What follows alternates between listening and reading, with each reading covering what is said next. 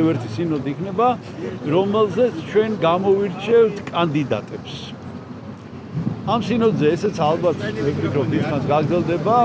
ყველა კანდიდატის იქნება, ვინ შეიძლება რომ ესე იგი კანდიდატი იყოს.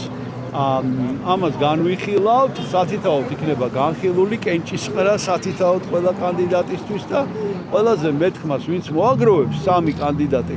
აი სამი კანდიდატი იქნება შემდეგ წარდგენილი გაფართოებულ კრებას.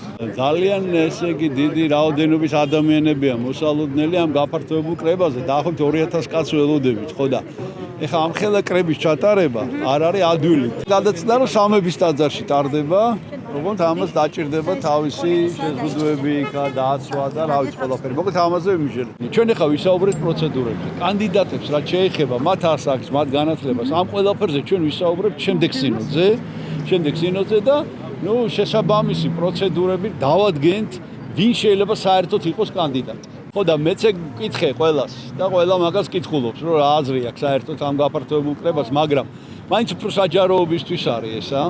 საჯაროობისთვის არის და იცით რა გავლენა შეიძლება მოახდინოს, რომ ჩვენ შეიძლება მოვისმინოთ ვერ წინასწარ ვერავინ ვერ იტყვის ამ გაფართოებულ კრებაზე ვიღაცის მოხსენება ისეთი, რომელმაც შეიძლება მერე სინოდის წევრების გადაწყვეტილებაზე მოახდინოს გავლენა. აი ეს არის მხოლოდ. აი ვიტყვით ეს არის კანდიდატი, სამი კანდიდატი და რაღაც შეიძლება ისეთი გავიგოთ ამ კანდიდატებზე, რაც მანამდე არ ვიცოდით, ან კარგი ან ცუდი რა, ეს არის მეტი არაფერი.